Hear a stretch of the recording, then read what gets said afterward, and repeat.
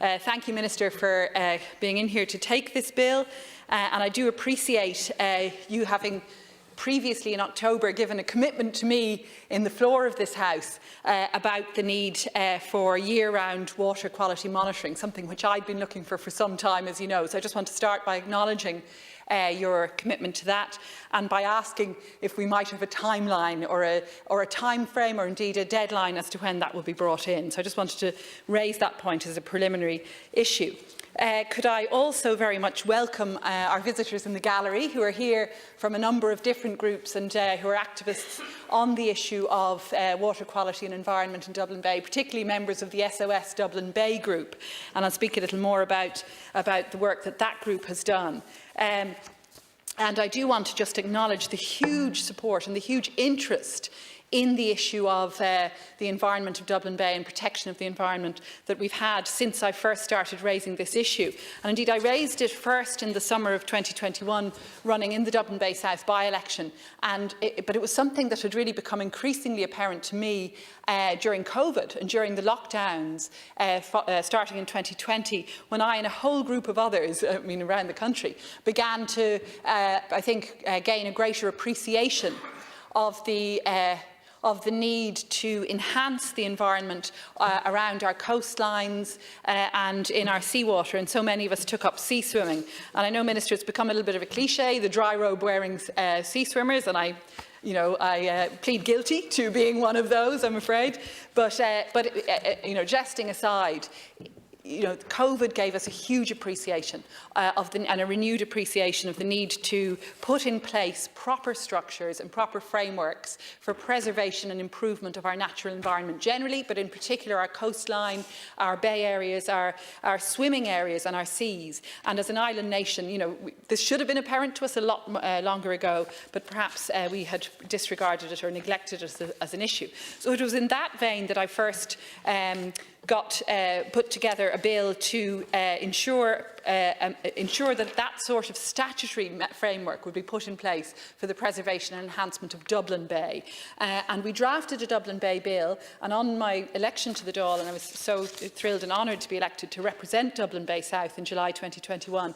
So following that, we worked on the bill, and in fact, almost exactly 12 months ago, on 7th December 2021, I introduced the bill in the Dáil at first stage, and then it went into the lottery, and I must say it's my first lottery bill to be pulled out of the hat, and I was delighted to have the opportunity to put it forward today at second stage. And I do hope the government won't be opposing it, because, and thank you, Minister, I see you shaking your head, and thank you for that. That's very positive to hear, that you'll be enabling it to proceed through second stage, because I do think it's a bill that should get cross-party support, government and opposition alike, because it's really such a simple but important principle that it enshrines. If passed, it would promote a radical new vision for the protection and enhancement of the wonderful natural amenity on our doorstep that is Dublin Bay. It would establish, essentially, a statutory Dublin Bay authority charged with preserving for future generations the distinctive character of Dublin Bay and its ecology as a coastal resource. And in particular, it would really enhance the amenity of the bay for sea swimmers, for sailors, for those who are walkers along the shoreline, for all of those who want to use the bay area. So we look to establish an authority. The mandate of it would be to propose and promote policies and priorities for the protection and enhancement of the environment of Dublin Bay and of the natural habitats and wildlife in and around the bay, to coordinate, promote and support strategic planning and sustainable development in and around the bay, to make recommendations to regulate and control pollution in and around the bay, to promote public respect in and respect for Dublin Bay as a public amenity, and to coordinate the activities of public bodies and other organisations and persons in matters connected with the performance of its functions.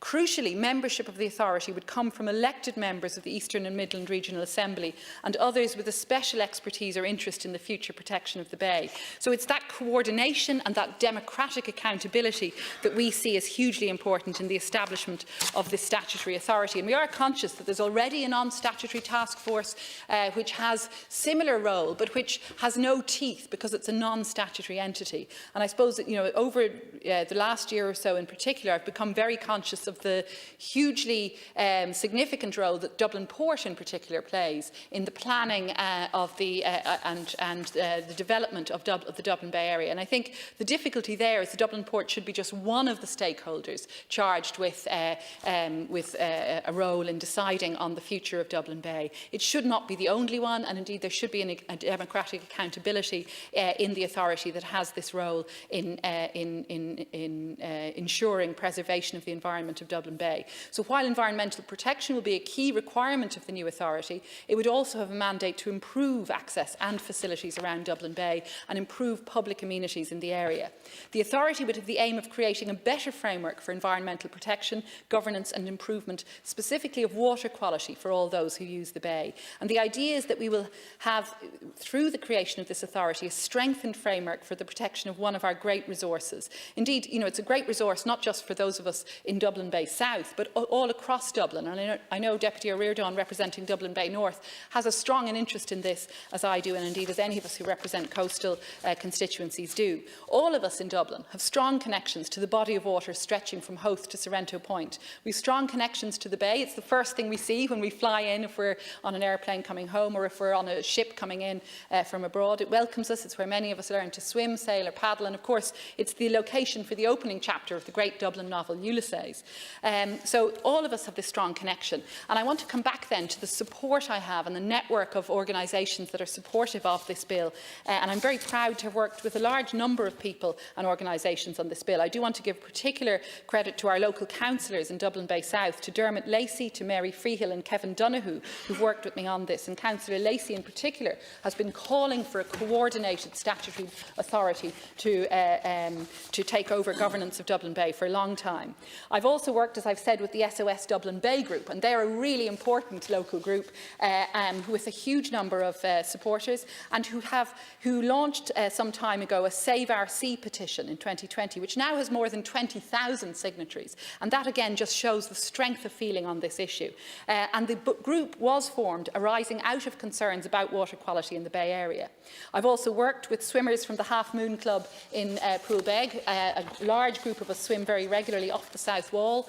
We got a new ladder put up there by Dublin Port recently, and we call ourselves the Half Moon Mad Yokes. But there's again, somewhat ironic name, but again, hugely important for people's physical and mental health. And I've also had great support from the local residents group, SAMRA, the Sandymount and Merrion Residents Association, who have been really supportive from the very start. And I should say, Minister, that I also had held a public meeting in Sandymount on 13th September, at which we were staggered to see how many people came along to that meeting. Councillors not just from Dublin Bay South, but our Labour councillors from Dunleary, but also many people with no party affiliation, many people who are local residents from further afield, who simply wanted to see a structure put in place for preservation and improvement of the Dublin Bay Area. And again, coming back to the existing structure, or the lack of, the informal task force currently has no statutory powers, and there is therefore a lack of coordination for the protection and enhancement of this wonderful amenity.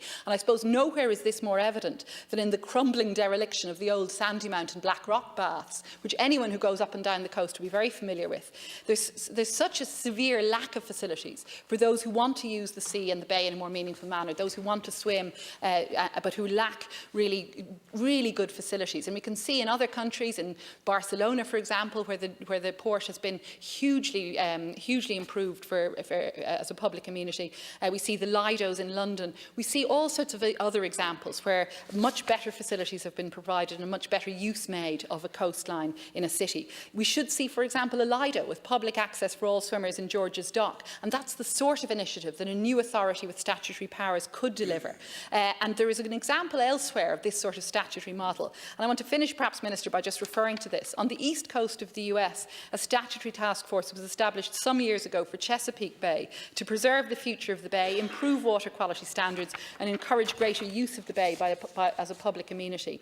The deterioration and pollution of Chesapeake Bay in the 1980s had caused local political leaders to come together to form this task force, and that focus saw significant increases in federal funding to preserve the future of the bay, and it saw hugely improved water standards and greater responsible use of the bay for local communities. And that's the sort of community facility we want to see established in and around Dublin Bay. We have some great great examples, local councils, Dún Laoghaire-Rathdown, for example, enhancing the Dún Laoghaire baths, due to open next week. The Clontarf coastal bicycle route, really great improved facilities, but no coordination and no structural statutory framework to coordinate preservation and enhancement of the Bay Area. And that is why, Minister, we're calling on colleagues from all parties and the Government to support this bill. So I'm asking my colleague Aodhán Riordan, who will speak further on why we need to see this bill put in place. Thank you, Carrick, and just to congratulate, I suppose, my colleague Ivana Batrick, who is being true to her commitments in the Dublin Bay South by-election of bringing forward this legislation, and indeed dealing with so many local groups. And as a fellow Bay watcher from the north side, representing Dublin Bay North, this piece of legislation will be particularly important for the area that I represent. I might just take a moment just to recognise the fact that one of the communities in my constituency today is grieving as a result of the laying to rest of a 4-year-old girl this morning, and I just wanted to acknowledge that on the floor of the House today. And I know, Minister, that all of us here would do whatever we can to provide support to that family in this absolutely heartbreaking moment for them, and indeed for the school community which happens to reside in my constituency. Just returning to the bill, I mean, we feel strongly about Dublin, and we feel strongly that Dublin deserves protection and deserves enhancement. We feel strongly that lessons have to be learned from the various different crises that we've had over the years, that people have returned to the Bay.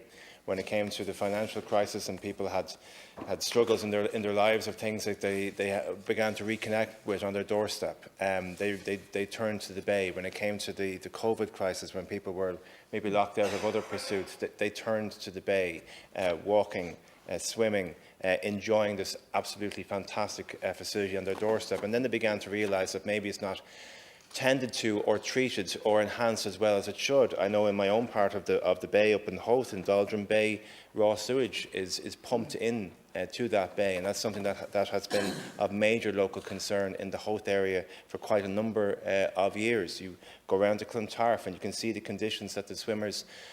It's an iconic part of Dublin, Clontarf, swimming, all the iconography around the place, all the paintings that have ever painted of Clontarf are about swimming, about that sense of enjoyment, yet the facilities just aren't up to scratch. And you see, you don't even just have to go to Spain to see enhanced facilities. You can go to Portmarnock in your own constituency and see how things can be done by Fingal County Council. But we can't have this number of different city council authorities from Fingal to Dublin City to other local authorities, all a mismatch of authorities over this incredible facility. So what we are suggesting from the Labour Party is that we need to enhance and have a structure over Dublin Bay that will protect it and, as I say, enhance it. And just to repeat what Deputy Batrick has said, what we are suggesting is to be a new statutory Dublin Bay Authority. And this is not a new idea. As Deputy Batrick has said, it's been campaigned for quite a number of years from people from many different backgrounds and interest groups. Promoting policies for the protection and enhancement of the environment of Dublin Bay and the natural habitats and wildlife in and around the Bay, so I can only think of how that would enhance my own constituency. Promoting and supporting strategic planning and sustainable development in and around Dublin Bay, and making recommendations to regulate and control pollution, which I've already referenced in and around Dublin Bay, and I've mentioned the Doldrum Bay issue. So, Minister, I think this is a piece of legislation that should get government support. We don't really want to hear from you that you're just not opposing it, or that you want to delay the next stage of this bill for 12 months. I think if we're serious about Dublin, if we're serious about enhancing the public realm, if we're serious about enhancing our citizens' life experience in Dublin, that when we learn from the financial crash, when we learn from COVID, what we learn about the cost of living crisis currently is that you can see people returning to that natural interaction with the Bay, of the beauty of the Bay, and rediscovering it. But the sad thing is they also rediscover just how poorly it has been protected over the years. So please, Minister, we'd ask you not just to not oppose it, but to support this bill, the effort behind it, and not to have a situation where we have to wait perhaps 12 months for the next stage of the bill. So to congratulate Deputy Batrick, my colleague, and indeed all those who have been campaigning in this field for so many years to get us to this point where we might actually be at the stage of having a statutory Dublin Bay authority. Deputy, I now call on Minister Darragh O'Brien. 15 minutes. Okay, Gurmagat Hirli agus engaged old she is Gurmagat Hjakta Batchich as Utnan Billishaw hurt their eye. Ní chuirí an rialtasí Gwynna an Bill Shaw agus bí cinnte ó bromid le céile an ceist tábhachtach seach freisin.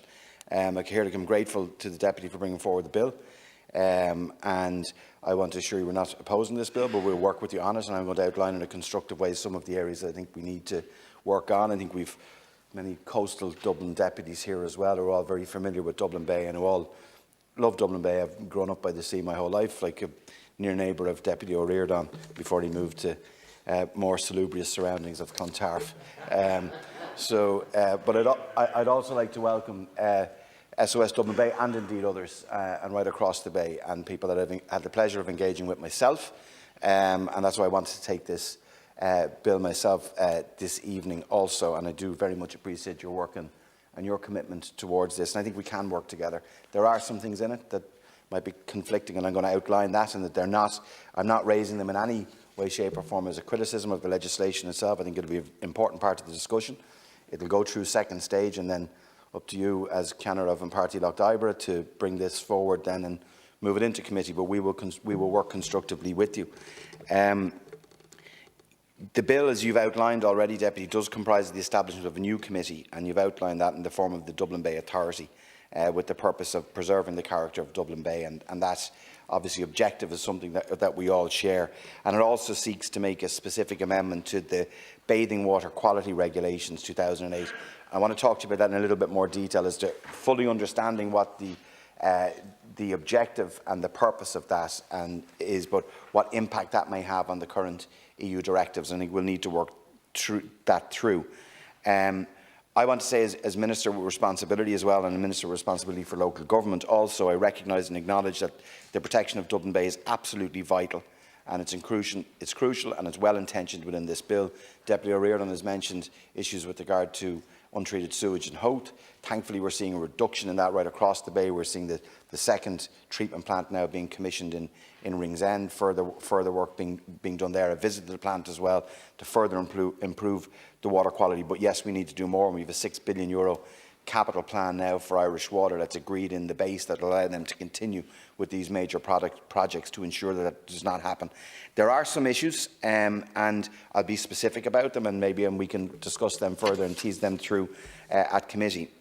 Amending the bathing water regulations in the manner proposed, and I understand why that would be appealing, and I mean that in a positive way at first glance. I'm not sure whether as is written would be the appropriate mechanism, and I'll explain why on that. So just a couple of points in that regard. Firstly, on the establishment of a new body and the function of a new authority. The Eastern and Midlands Regional Authority, and to be fair to Hjakta Batchich, she's outlined that it does already have sufficient powers to set up such a committee as it sees fit under Regulation 41 of the Local Government Act 1991 and the Establishment Order of 2014. So the Assembly is required by the same order to establish, and I'm quoting on this, Strategic Planning Area Committee in respect of each strategic planning area within the region. You've referenced Fingal there. Actually, Fingal have set up an SPC, specifically a coastal SPC in Fingal. I think just to be aware of that too. The area identified in the proposed private members' bill does overlap with strategic areas listed in the Regional Assembly's order. So we'd have to see, with the establishment of a new authority, that overlapping and would have to be dealt with. Other aspects of the special committee proposed by this bill, on the face of it, do seem to, and that's at a reading and going through it, seem to duplicate the work of the Dublin Bay Biosphere Partnership also. Now, why that's important is that partnership was established to facilitate the functions of the UNESCO Biosphere Reserve designation for Dublin Bay. So we'd have to figure out a way how that would work in partnership there. That works on the conservation of biodiversity, cultural diversity, promotion of sustainable development, support for research, monitoring, education and training. And the partnership does comprise of Dublin City Council, Dunleary Rathdown, Fingal, Dublin Port Company, Fáilte Ireland and the National Parks and Wildlife Service. Secondly, I have a concern, but I think we could work this through as well, and I don't think it's the intention of the bill, but in relation to amending the bathing water regulations in this manner. I am already taking action, and you have raised this, to be fair, in this directly with you. One, to protect summer and winter bathing in Dublin Bay. The National Bathing Water Expert Group has been specifically looking at all year-round swimming, which is incredibly popular. I see it myself in Malahide and Portmarnock, Low Rock Higher, all the way up to Sutton, and it's great to see that. And I have had the pleasure of actually engaging with stakeholders in my own constituency of Dublin Fingal, but beyond in the other local authorities as well. Local authorities are right now continuously investigating potential sources of pollution, such as underperforming sewer overflows and misconnections to the surface water drainage system. I'll give you one example. We had an issue in Portmarnock recently with a pump station that was due to be replaced, and unfortunately there was a planning challenge taken to that. So the money that had been allocated to replace that pumping station, we can't do that. It's tied up in judicial review, and we've had continuous problems with that pumping station as well. That's just one example that I would raise. I have specifically asked of Uisce Éireann and Irish Water to study the use and benefits of the additional and extended use of ultraviolet disinfection at the Ringsend wastewater treatment plant. And I've also ensured that the water quality testing is undertaken across the Bay during summer and winter, and that all this data will be made available online for anyone to access. Turning to this proposal, and it is very well intentioned, I do have somewhat of an apprehension about the approach being proposed, and I'll explain why. Under the EU rules, bathing waters are designated where a large number of people bathe and where water quality is suitable. The regulated bathing water season in Ireland runs from the 1st of June to the 15th of September, and this was selected, that period for bathing was selected with reference to the World Health Organization guidelines. Now, if we extended the EU directive's designated bathing water season into winter, it increases the potential for adverse results and may unnecessarily put summertime designations in jeopardy. And I think we'd have to be careful about how we do that. I think what a lot of people that I've discussed with would like to be able to see the water quality all year round, to be able to see that testing all year round, the publication all year round. There would be, if we extended the directive, the potential of when we have large weather events, water runoff that is going to decrease water quality in the winter months, as we see, that if we extended the bathing period into that the calculation of that might actually impact on the summer bathing season as well. So again, it's something I think that we can work through at committee stage. But it would be, as it's written now, a very real risk that the water quality criteria for designation may not then be met, with the result that the designation would be withdrawn for the calendar year as a whole, including the summer period. None of us want that, and I know that's not the intention of it, but we would have to work that through. And this is not a matter of more pollution, by the way. It's simply a fact that in the winter there is less sunlight too, and less sunlight to kill bacteria in the water, and a much higher frequency of heavy rainfall events. Poor winter results would cause bathing waters being closed or redesignated for the entire year potentially. So I think, again, we need to work through that piece. And what I think might be useful, Deputy, as well, is that within my own department, we've a really, really good team on the water quality piece as well, that we could arrange post this recess, maybe a specific briefing on some of these matters to see what type of amendments we could work on within it. You're not saying you'd agree with them all necessarily, but this is genuinely a real concern that I would have.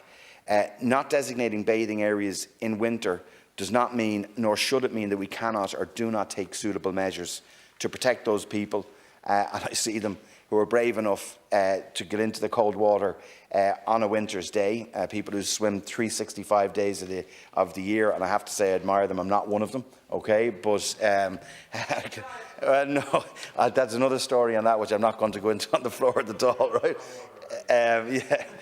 Indeed. Well, that's a matter of opinion. But I have appointed a research team from UCC to consider the findings of a recently conducted public survey to help gather the evidence base needed to identify, particularly around bathers' behaviour, to investigate the feasibility of real-time monitoring. That's what I'd actually really like to get to. People make their own minds up then, and I think that's something that, you know, people, if they have the information, they'll know where they may go in the winter or may not go, and obviously certain risks from time to time in relation to public health. The research will inform future policy on out-of-season open water swimming. UCC are engaged in that right now, and my intention is that that research would provide the basis for guidance that allows people swimming during the winter, as I said, to make those informed decisions. And and that's what they will do about the quality of water outside the designated bathing areas. Finally, this again is something that we need to look at, is resourcing. So should we move forward with a proposed authority, and I'm not saying no to that, I think I've outlined, hopefully, to Hiochtaí here today, is where we need to deal with overlaps and need to deal with existing responsibilities that are there. We need to also look at how we would fund an authority like this. We couldn't actually just do, have an authority set up like this without a dedicated budget and staffing included. Would require the requisite support, proper administration, indeed in government and governance. And just in conclusion, I want to assure deputies, I'm not opposing the bill, and that doesn't mean I'm not supporting the bill. Right? I think the thrust of the bill is something we can work on. I've outlined some of the areas that I and government would have concern on. I do have some reservations there. I fully respect the commitment that Deputy Batchich and others, indeed Deputy Devlin, who have spoken to many instances on this, and all colleagues who are involved here this evening. I think we can work together on seeing how we could move this through and deal with some of the points that I've raised and try and work that through together. The Assembly already has ample powers to establish the committee. I think we need to look at that. That may be an avenue that we could do, but see what that Assembly is going to do.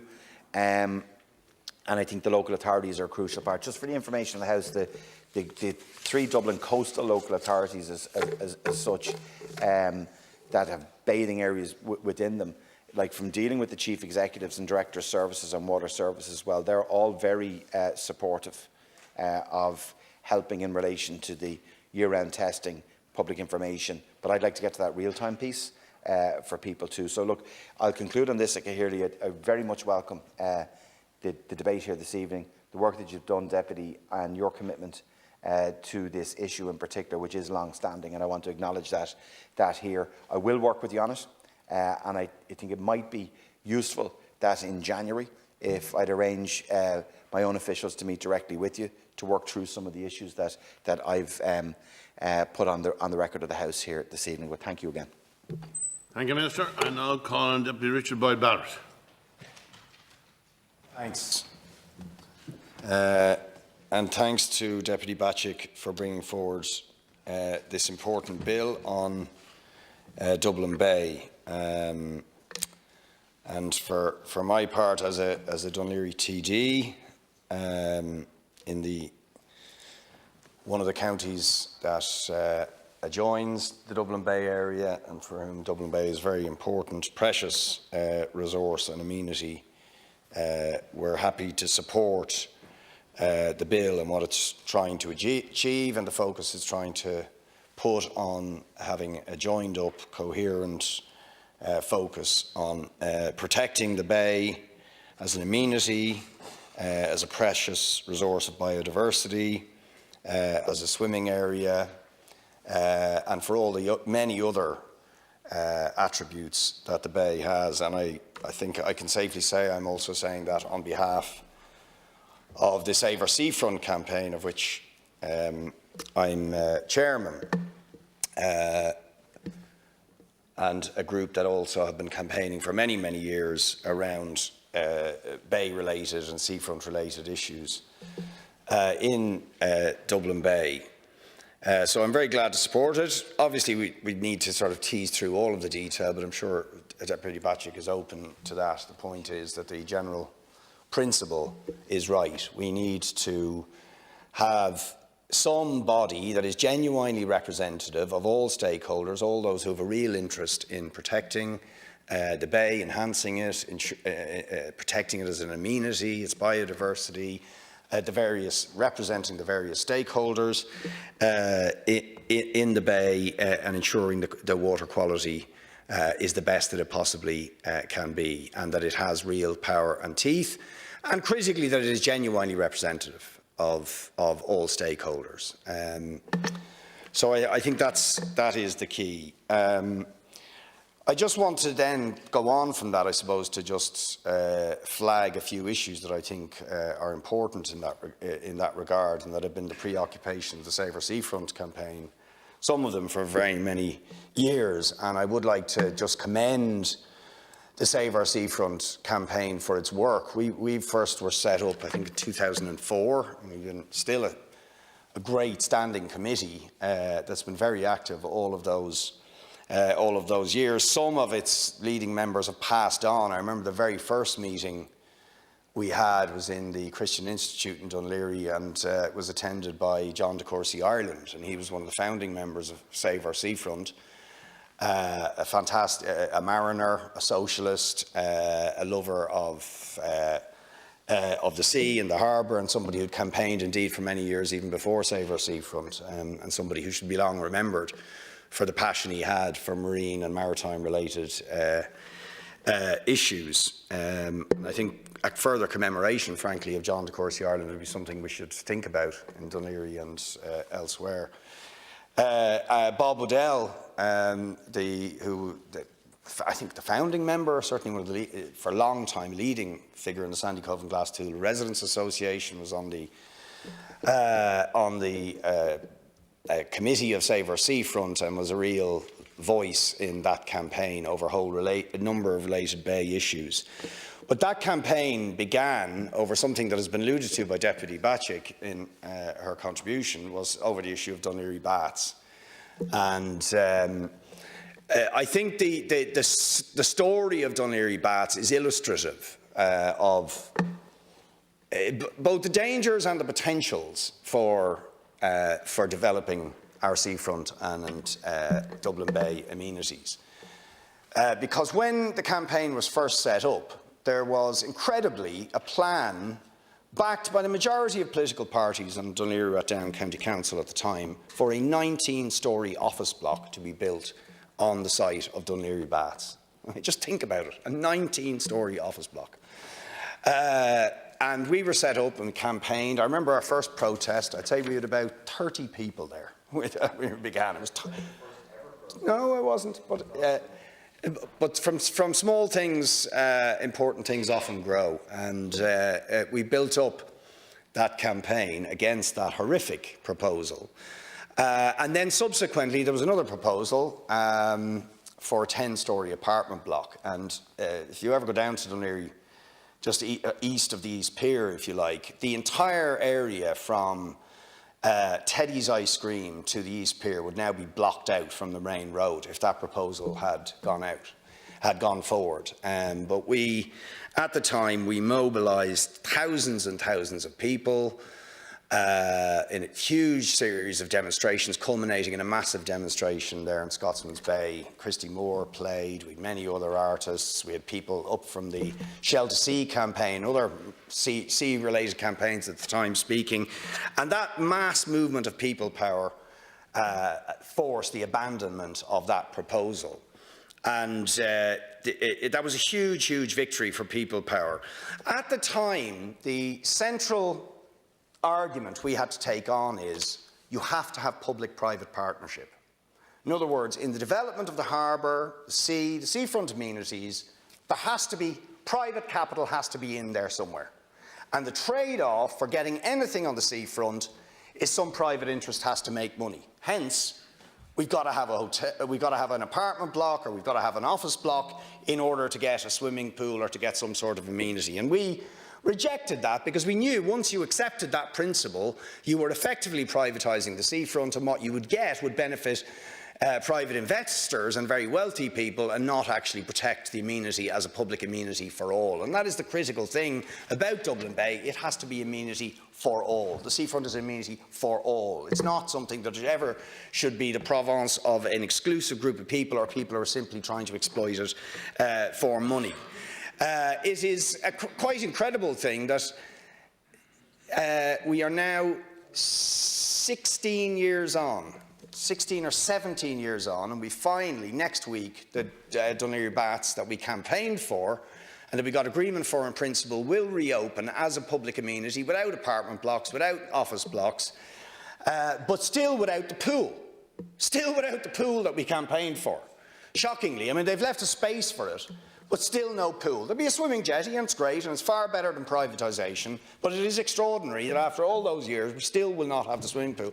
And again, I remember at the time when we argued against those mad proposals and said we should have a public seawater swimming amenity, we were told, oh, seawater swimming is completely out of date now. People only swim in, they'll only swim in heated pools.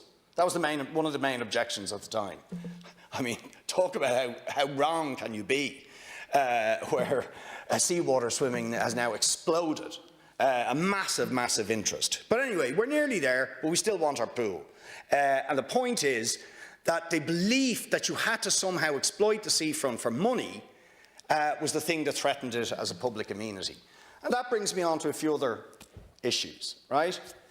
We all know we need offshore industrial wind to have alternative sources of electricity, but it is completely wrong that private for-profit developers have selected the sites for the development of that rather than a democratic planning process or something like a Dublin Bay authority. So, for example, the private developers have selected the Kish Bank, a very sensitive area within a UNESCO or adjoining a UNESCO biosphere, which could very seriously and detrimentally affect Dublin Bay as an amenity from all sorts of points of view.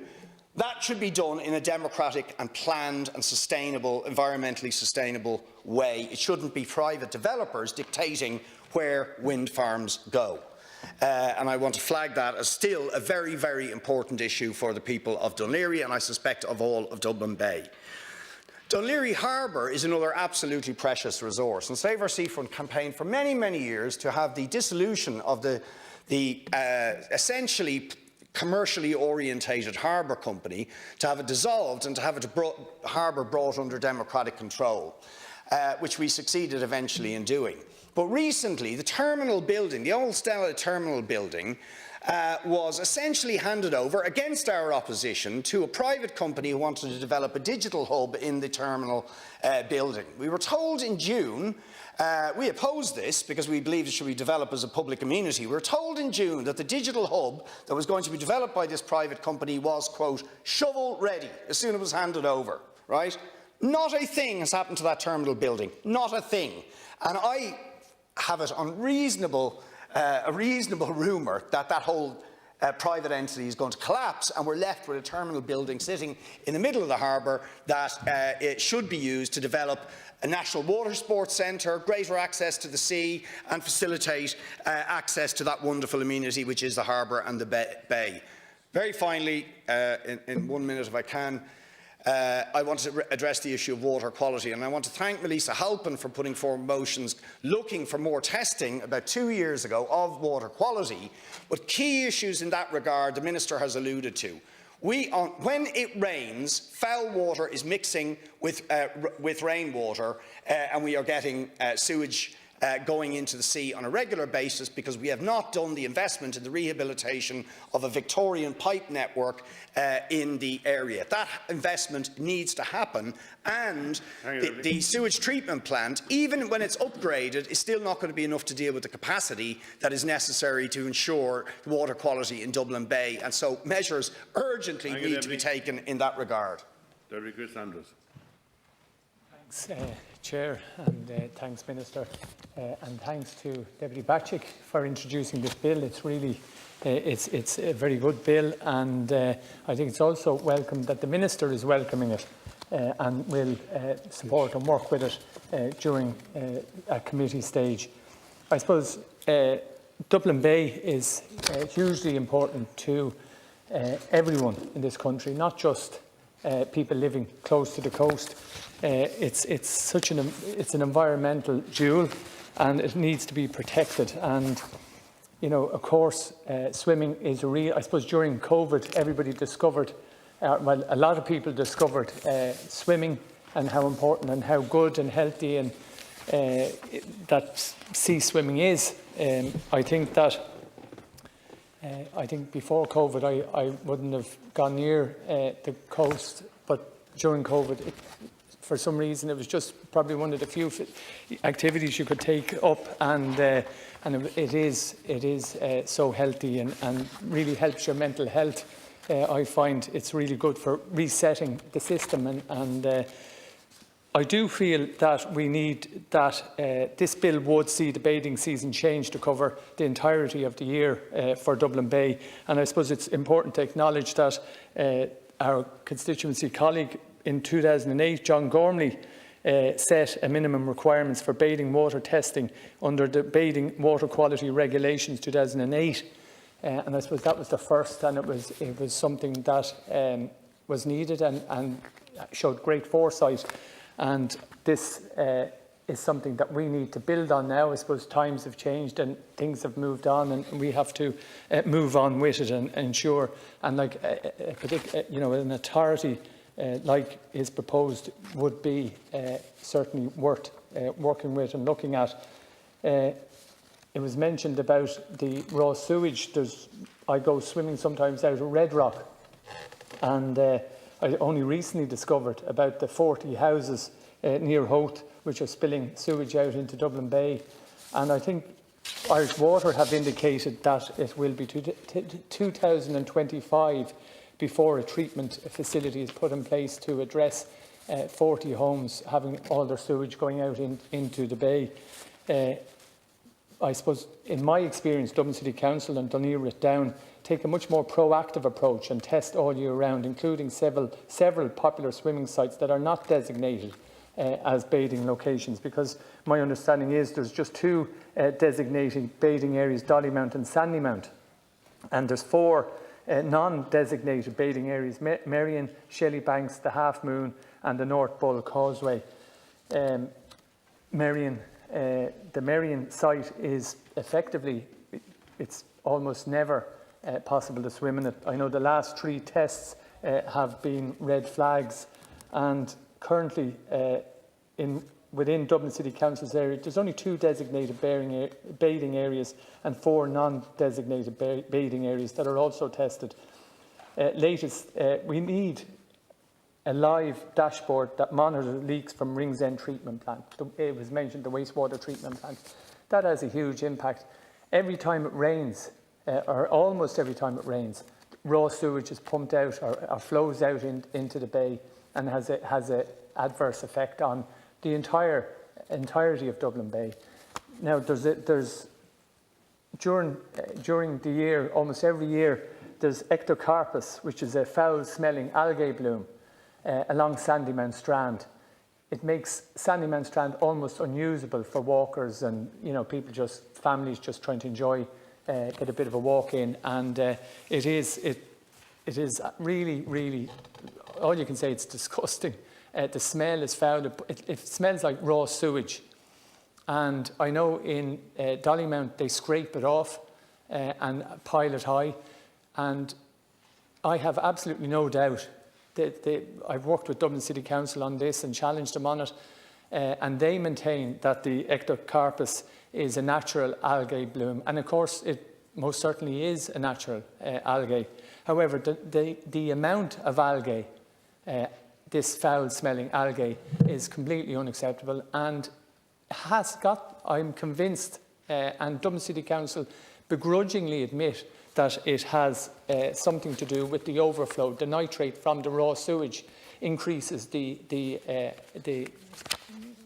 feeds the algae, and so we have vast volumes of algae which literally sometimes makes Sandymount Strand unusable, and it's something that we need to address and acknowledge, because I don't believe Dublin City Council have fully acknowledged and are willing to openly acknowledge that that is the case.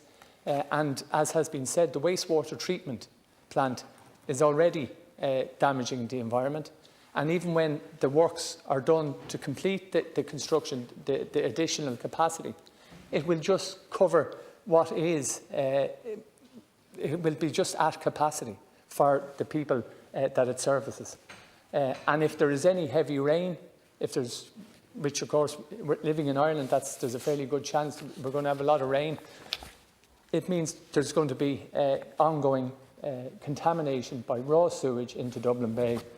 And another, I suppose, issue that I have, and I suppose the rivers leading into Dublin Bay, are the amount of waste and that flows into Dublin Bay from the Liffey, coming from the Grand Canal, from the Talca. It's horrendous the amount of rubbish comes down there, and we have to, and the government needs to increase funding for projects such as Jimmy Murray has a project down there called the Liffey Sweeper, and that is something that really needs. It's a constructive, it's a positive, it works, it employs local people and young people who might find it challenging to get jobs in other sectors. So I think this is a really good project. It's a win-win. There's no downsides to this. It cleans the Liffey, and I saw that Flossie, who does a lot of work around cleaning, maintaining the cleanups of the bay, she posted a photo of a young seal on a mattress that had been swept into Dublin Bay. Now, the amount of resources that it would require to fund the Liffey Sweeper is not huge, but it's really effective. And I think it's something Dublin City Council have invested in it. And I think Dublin Port, I think it's important to acknowledge the commitment of Dublin Port, who have shown their support for the bay in general, but certainly also this Liffey Sweeper project.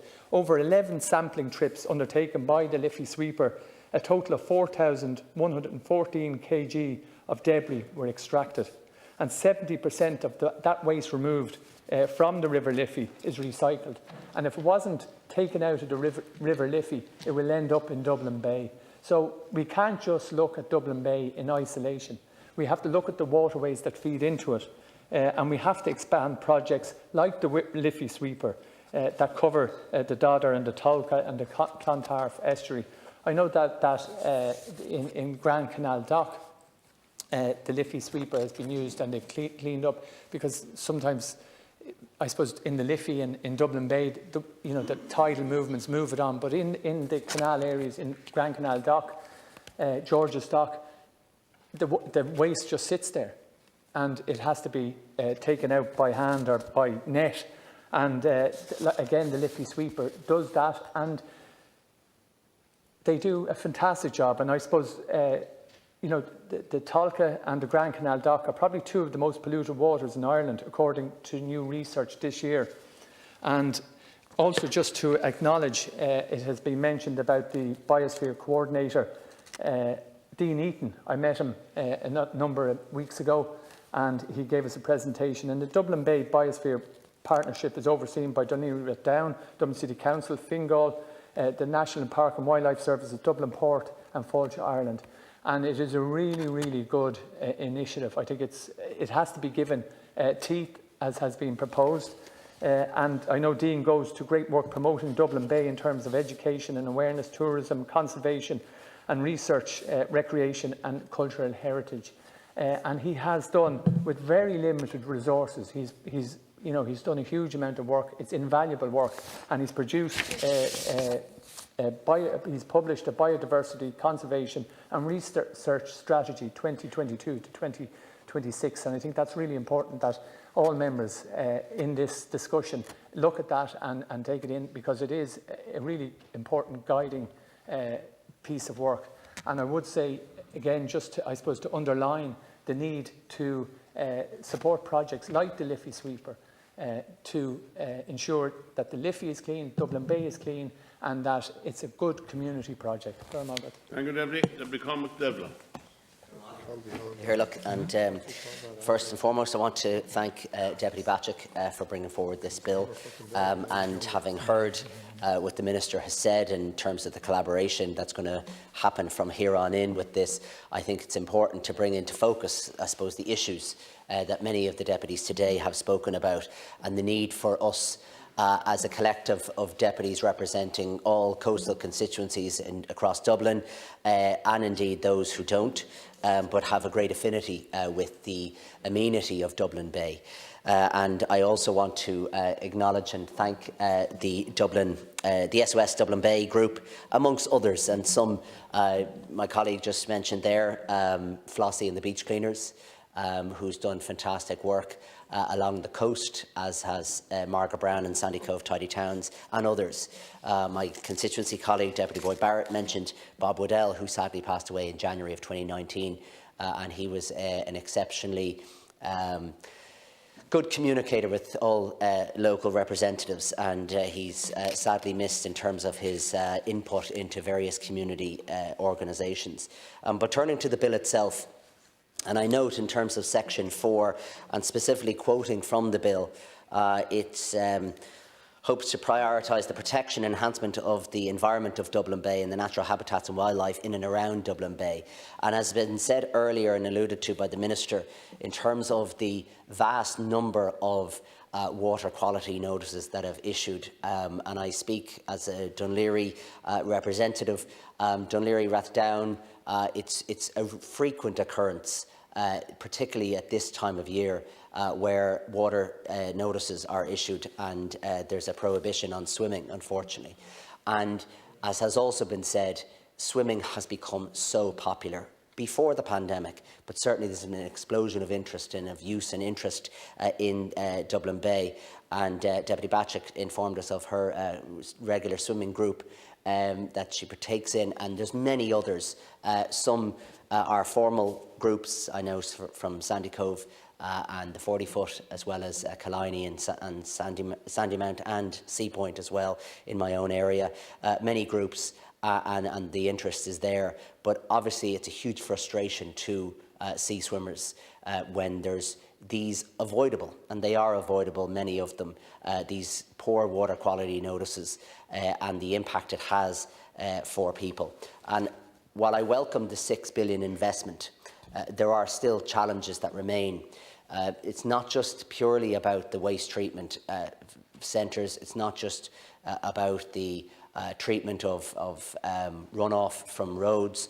There's a whole collective of issues, and we've spoken about the Dublin Bay biosphere here, and as when I was on the council, Dean Eaton was mentioned by Deputy Andrews there. Dean Eaton was a employee with Dún Laoghaire Rathdown and went obviously into the Dublin Bay biosphere, and he's a great passion for that, he and his colleagues.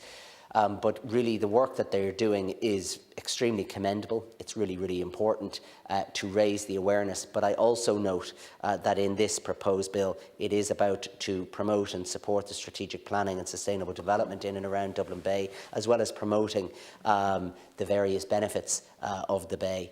But I think what's also important about the proposal around the Dublin Bay Authority, however that organisation or structure is formed, and I think that will be teased out maybe at committee stage. We obviously have to be aware of those EU directives. That's obviously known and recognised by all concerned.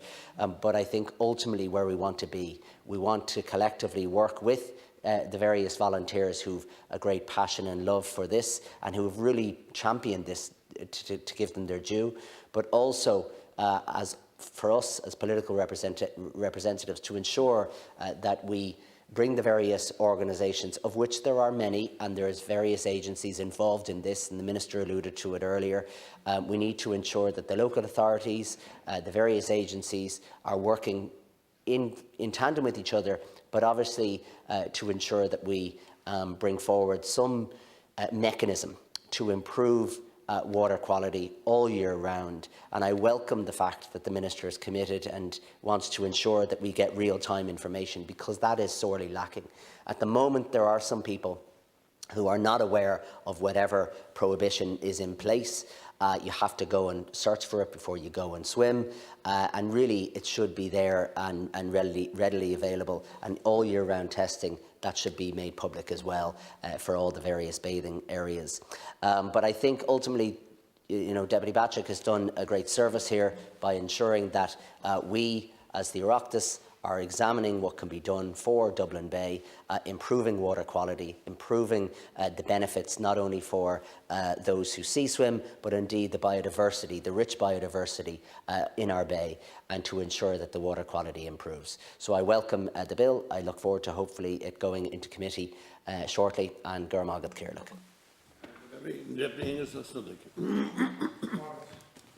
Probably one who was raised closest to Dublin Bay, because he used to come into my bedroom kind of every winter when I lived in Sandymount. That was before the promenade was built, kind of, and the sea would come over the wall, and so would half of the beach, and come across the road and down into the bedroom downstairs. I have great memories of Sandymount Strand in particular, but the bay in general, and kind of the amenity that it was for us as young kids. Kind of most of my young life, I didn't wear shoes, because you'd wake up in the morning and straight across the road, come summer, winter, whatever. It heated the house, because all the driftwood we gathered would be collected. I don't know what our neighbours in Sandymount thought of us with the trolley collecting driftwood.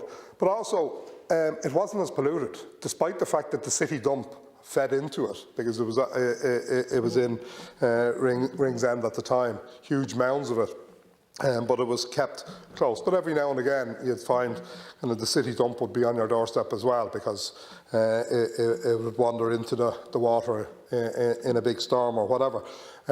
We didn't have the algae that now kind of stinks the place out of it for many weeks during the summer, because we had seaweed.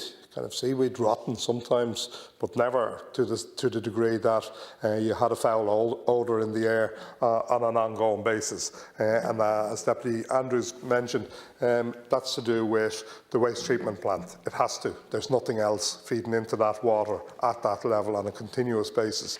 When we were younger, you'd dig down in the sand. It wasn't black, kind of, and then for years, it was black under the surface, and that again was a contribution of our wastewater going into the system.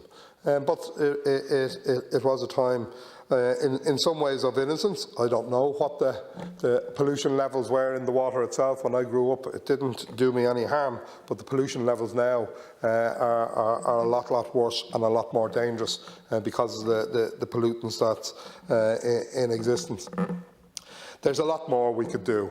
Any other capital with as much of a natural habitat on our doorstep, with as much of an amenity, and think of it, kind of, we're looking for sporting grounds, we're looking for, it's there on our doorstep. Well, it was on my doorstep anyway, but it's on anybody's doorstep, because Dublin City isn't that big. We could do a lot more in terms of water sports. Now, I'm not looking for jet skis up and down, but kind of they could be part of it, but in a confined area. When we were younger, I was involved kind of at a very young age in Safe Sandymount Strand, kind of when there was proposals to run a motorway across the Sandymount Strand, because that was part of the Eastern Bypass as it was then known, and kind of we were called backwards. We had the swimming pool in Blackrock, we had the swimming pool in Dunleary. This is on the south side. As a young fellow, I didn't know that much about the north side. But we also had, and the ruins of it were there, and you could swim in it just about, the Sandymount baths. It was sitting there, and that kind of went to rack and ruin. So there was swimming pools there, and you could utilise those in ways by the City Council or by this new authority, kind of, that you could have seaweed baths and the likes of that. You could do a lot, kind of, with very little cost in terms of enhancing the beauty and the usability of that natural resource. So I welcome this bill.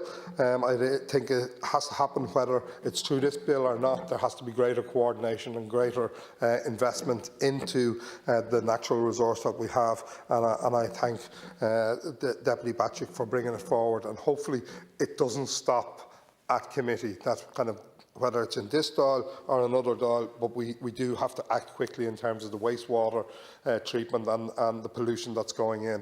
We've had far too many what they call brown trouts floating around in the water that discourages people from swimming in our seas around Dublin. We need to get a lot more people back swimming. It's good for our health, it's good for the skin, and it's good for everything else if the water is clean. Thank you, Deputy. I now call on the government side Minister Malcolm Noonan, who has 5 minutes.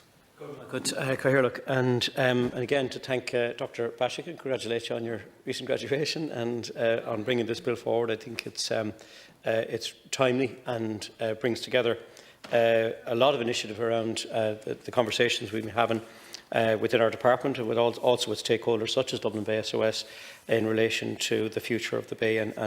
And again, I thank all the deputies for their contributions. Absolutely, we all want to achieve the same objective in terms of the biodiversity, but also the amenity that is the Bay.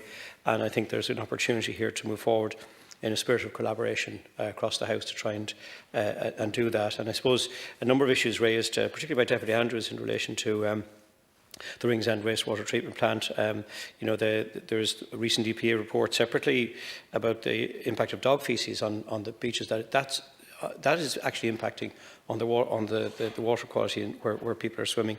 In terms of the positives, there will be a new urban wastewater treatment directive. In terms of the catchment element of it, the next iteration of the River Basin Management Plan, and lots of really good initiatives going on. And take note of the issue of the Liffey Sweeper.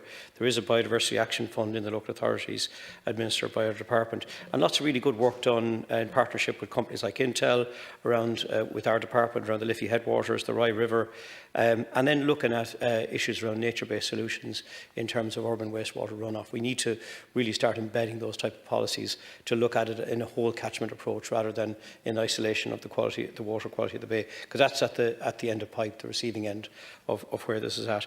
Minister O'Brien has outlined the government's response in terms of the impacts of extending the EU designated bathing water season in terms of the testing, and that it could potentially have adverse impacts. But certainly, we have appointed a research team from UCC to consider the findings on the public survey and to help gather evidence base needed to identify bathers' behaviour and investigate the feasibility of real-time monitoring and communicating. I think communication is vital. I think particularly if there's been a significant rainfall event and it is advisable not to swim perhaps in 2 or 3 days following a significant rainfall event, and that would be the norm. And I think it's good advice, but communication is a critical part of it.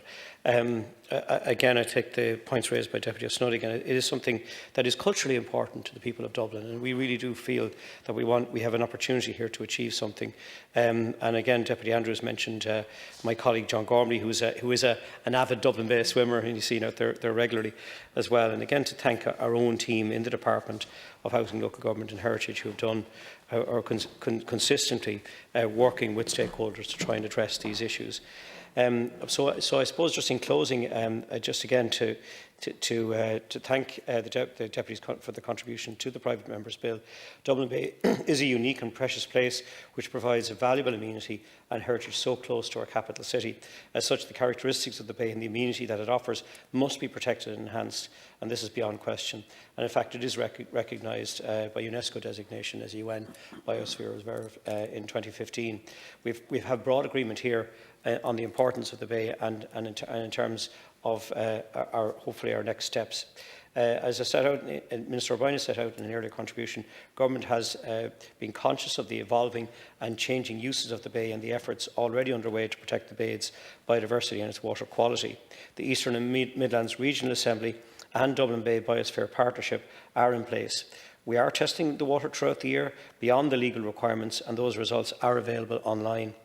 I've already mentioned the research underway to investigate the feasibility of providing near real-time monitoring results and to communicate even more detailed quality data to the public. I think this is hugely positive, and again, that has been brought about through collaboration, through partnership, and perhaps the odd argument as well. So we appreciate that. That's all part and parcel of it. So I do think this proposed bill is well intentioned, and government will consider it in light of tonight's second stage debate. I think there's an opportunity, and I thank you, Deputy Batchik, for bringing it forward.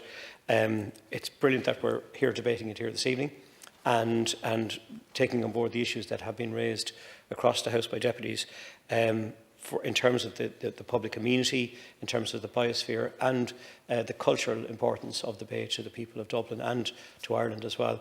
I think it's critical that we move forward in a spirit of collaboration to try and advance our common objectives in that regard. Thank you, Minister. I now call on the proposer of the motion, Deputy Ivana Batchik, to reply to the debate. 10 minutes. Good, Cathaoirleach, and I want to thank you, Minister, for your very generous closing remarks, and indeed to thank Minister O'Brien for his very comprehensive response earlier. And Minister Noonan, I do absolutely agree with you. I'd be delighted to move forward with this bill in a spirit of collaboration, as you and Minister O'Brien have suggested. And indeed, I've already indicated to Minister O'Brien I'll take him up on his offer of meeting with officials in January to see how we can make progress with this bill. I have a good track record of working from opposition with government to ensure the passage of legislation, and I'm absolutely open to amending and improving on the bill where necessary to ensure that we see the principles that it enshrines brought in. And I do acknowledge the a great deal of good work that is going on, absolutely, to improve and enhance the amenity of Dublin Bay. But I think the core issue here is the lack of coordination, the lack of joined-up thinking, and the lack of a framework within which the work can continue and within which there will be democratic accountability. And I suppose the four key principles that I want to see brought in and that I think are currently lacking and that this bill would address are the need to ensure adequate protection for the environment, and that's absolutely huge. Clearly, this is, as you and others have pointed out, this is a biosphere. We have a UNESCO designation for the Bay, and we need to ensure that there's a proper framework in place to ensure its protection and its sustainable development. Secondly, we need to ensure that it's improved as a public amenity, and I think, Minister, you've very rightly pointed out the cultural significance of the Bay, and others too, Deputy O'Snuddy and others. I don't think Deputy O'Snuddy, anyone else, can claim to have had the Bay in their windows or in their bedroom as but I think the stories that other colleagues have told today about their own experience of Dublin Bay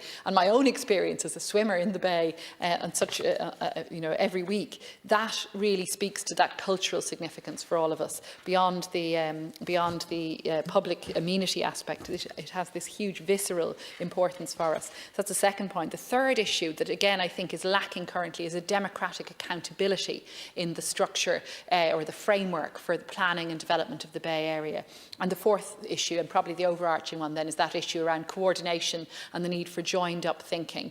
My colleague Dermot Lacey, who I've spoken about already and who's done so much work to try and improve coordination of the Dublin Bay Area, he's spoken about how 9 different statutory agencies currently have responsibility. We know, of course, there are 4 different Dublin councils, and others have spoken about the great initiatives that have been taken in Fingal and Dún Laoghaire in Dublin City Council around the Bay amenity. But it's the need for a joined-up coordinating body with statutory power that will also have democratic accountability. That's really what we're seeking to address in this bill, to ensure that the environmental amenity is protected and that the public realm is protected too. And Deputy O'Riordan spoke very eloquently about that too.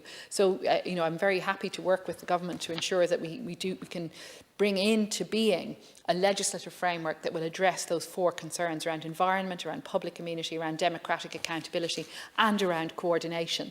I want to speak in a little more detail then about some of the issues that colleagues have raised, but I do just want to acknowledge those who've spoken and the great support we've gotten across party basis, not only from you, Minister Noonan and Minister O'Brien, but also from Deputies Boyd Barrett, Andrews, Devlin and O'Snoddy. And I do also want to acknowledge Deputy Carol McNeill, who can't be here, but who's previously indicated great support and who indeed has worked with me on the water quality issue.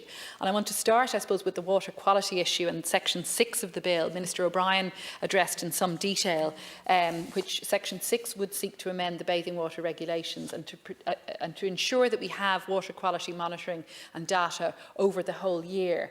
And I do want to thank in particular SOS Dublin Bay for working with me on this provision, and again to acknowledge the visitors in the gallery and all the activists who've been working on the issue of water quality. And I listened very carefully to what Minister O'Brien said. I've engaged myself with Uisce Éireann or Irish Water on the UV testing.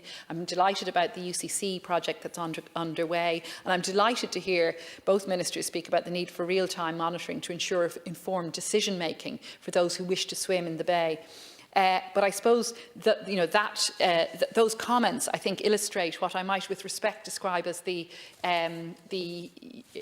lack of coherence around the argument against year-round water quality monitoring.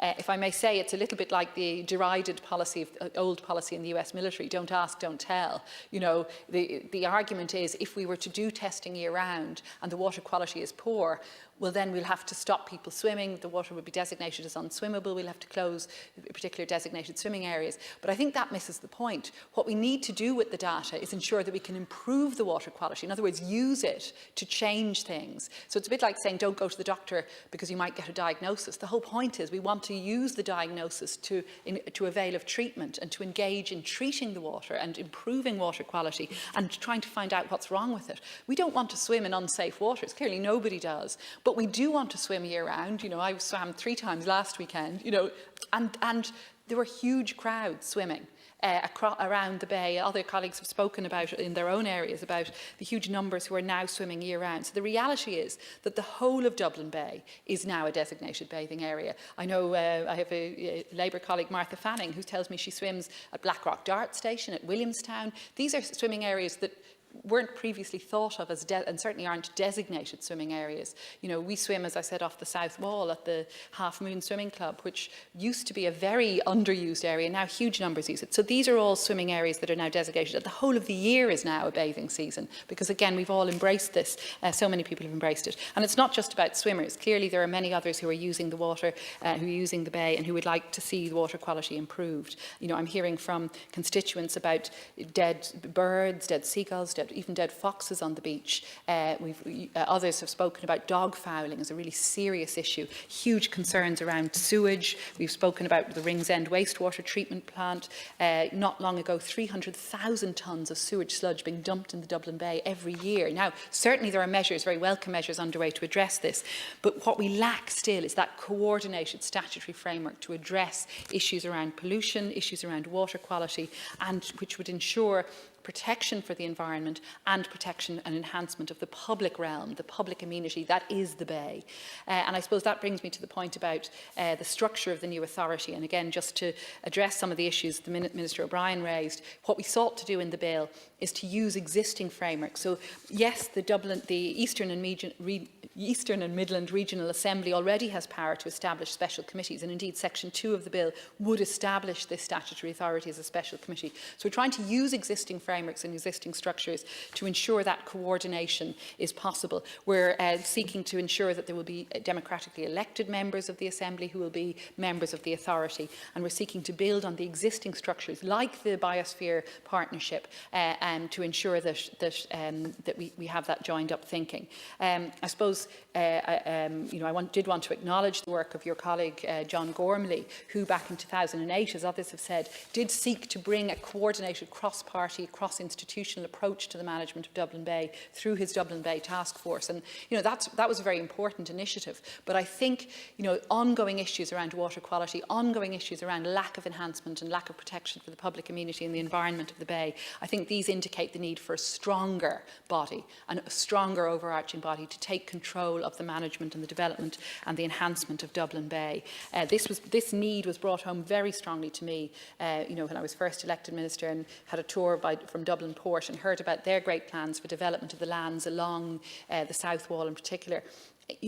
But again, I've also seen their work with Birdwatch Ireland. That's very welcome. I've met with Covanta, who also obviously have a huge stake in the surrounding area around Ringsend and Poolbeg. But the point is that we need to ensure that the representatives of the public interest are playing a really central role in planning what happens with Dublin Bay, not just Poolbeg and Ringsend, which obviously is my own constituency, and Sandymount and Merrion, but also all around the bay. As I've said, our bill talks about Dublin Bay as stretching from the Bailey Lighthouse to Sorrento Point, and it's that overarching control, management, coordination that we need to see brought about through a measure like the Dublin Bay Authority. So I really do look forward very much to working with you, Minister, with your colleagues in government and with colleagues cross-party to ensure that this bill, or the principles within it, will be enshrined in law. And I do want to thank finally just again all the activists. I've mentioned the group SAMRA, SOS Dublin Bay, but also the Seal Sanctuary, the Commodores in Dunleary, the Flossie, the Beach Cleaners, the Coastal Concern Alliance, and so many more who've worked so hard on a voluntary basis to ensure an enhancement of Dublin Bay. And I do also want to thank my own political advisor, Chloe Manahan, who's worked very closely with me on this, and Finbar O'Malley, our drafter, who worked on the text of the bill. I think it's such an important principle that we would see a coordinated statutory body that would come into being, that would have a democratic legitimacy and a democratic accountability, and that we could see as responsible, having the central responsibility for the planning, the protection and the enhancement of Dublin Bay. So, Minister, my concern is that for far too long we've talked about this. John Gormley spoke about it in 2008 and tried to work on it, but now we need to see a whole-of-government approach, working with partners in opposition to ensure future protection and enhancement of Dublin Bay. I believe this bill represents a necessary first step to change how we treat Dublin Bay, how we see it, to stop us taking it for granted, and to ensure that we can realise its remarkable potential, not just for all of us, but for future generations too. So I thank colleagues for their great support. I thank our visitors in the gallery for their activism and work, and I look forward to working with others to ensure that this bill does become law. Thank you, Deputy. That concludes the debate, and I now must put the question. The question is that the bill be now read a second time. There's